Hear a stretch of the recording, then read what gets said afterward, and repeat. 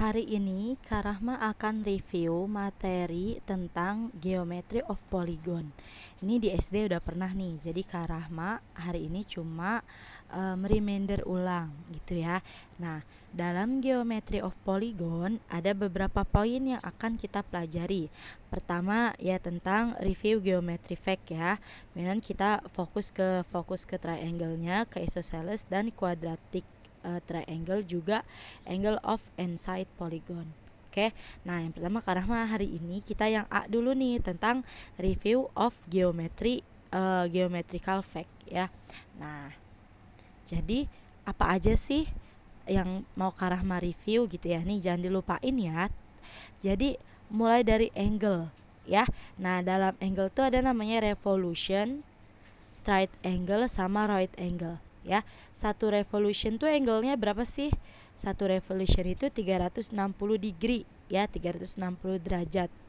Nah, kemudian kalau straight angle itu dia itu punya angle-nya berapa?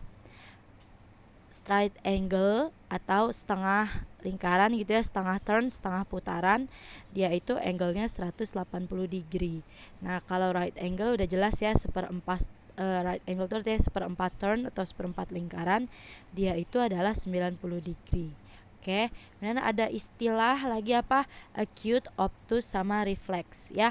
Kalau acute, sudut yang kurang dari 90 derajat atau ya less than seperempat turn gitu ya. Nah, dia tuh kurang dari 90 ya. Nah, kemudian ada obtuse angle gitu ya.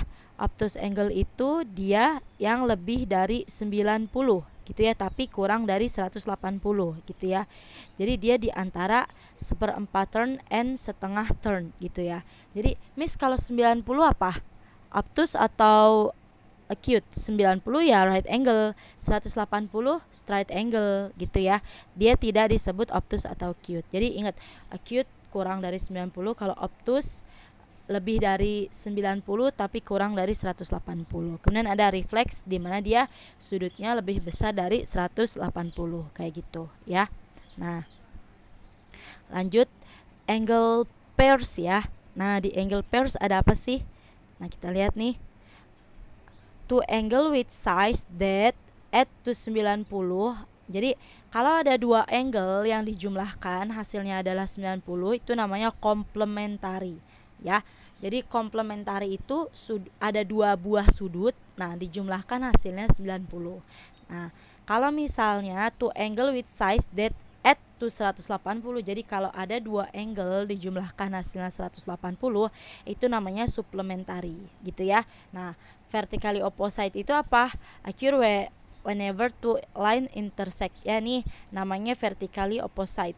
Nah, vertically opposite ini antara side angle yang ini dan angle yang ini tuh punya nilai yang sama. Oke, jadi ingat suplementari dan komplementari ya. Kalau misalnya nih suplementari dari 30 degree, berarti 30 ditambah berapa hasilnya harus 90 ya. Berarti berapa? 60 gitu ya. Oke, kalau misalnya maaf, itu komplementari ya. Jadi komplementari itu dijumlahkan hasilnya harus 90. Misalnya komplementari from 30 degree. Nah, berarti berapa sih komplementarinya? Berarti gimana caranya? Dua angle yang dijumlahkan hasilnya harus 90. Berarti 30 ditambah angle satu lagi berarti X gitu ya. Hasilnya harus 90. Berarti nyari X berapa? Komplementarinya berapa? 90 dikurang 30. Hasilnya 60 ya. Pun sama, kasus suplementari.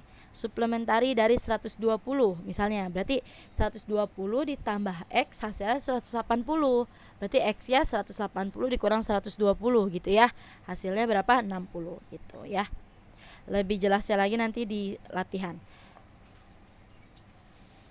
Oke. Nah, ini adalah line terminologi. Nanti silahkan dibaca sendiri ya. Mana tadi? Line terminologinya ya. Nah, mana sih? Nah, gitu ya. line AB, line segmen.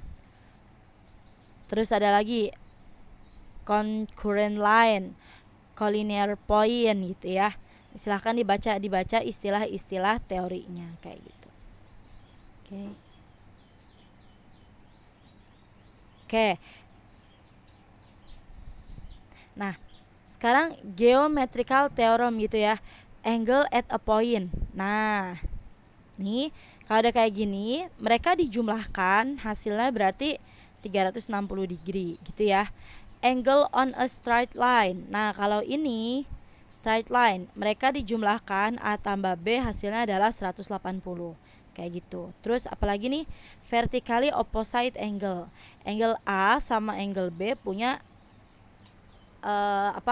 angle yang equal atau sama gitu ya. Kemudian ada corresponding angle. Nih kita udah pernah belajar juga ya, kelas berapa ya? Kelas 7 apa ya?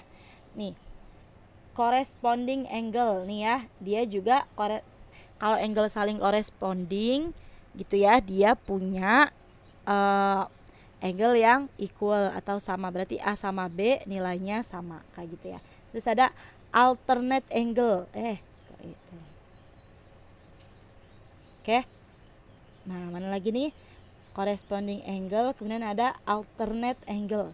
Nah, ingat, alternate itu biasanya kita nyebutnya apa? Kalau diseringnya Zoro ya. Alternate. Nah, jadi kalau alternate juga nih posisi ini sama A dan si B-nya sama Zoro, atau gini ya, Z di sini sama di sini gitu ya. Z gitu ya. Ini Z di sini sama di sini ya. Itu dia punya angle yang sama gitu ya. Nah, co-interior angle. Co-interior angle itu yang ketika dijumlahkan gitu ya, ini hasilnya itu adalah 180.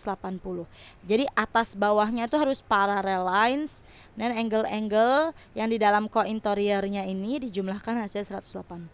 Ya, silahkan nanti catatannya Kak Rahma kasih, pelajari ulang nih tentang corresponding, alternate, co-interior. Itu harus udah di luar kepala ya. Jadi ketika ngelihat gambar, oh dia itu saling corresponding, oh dia itu saling alternate, oh dia itu saling co-interior gitu ya misalnya. Jadi udah tahu dia itu equal atau dijumlahkan hasilnya 180 kayak gitu ya. Nah, oke.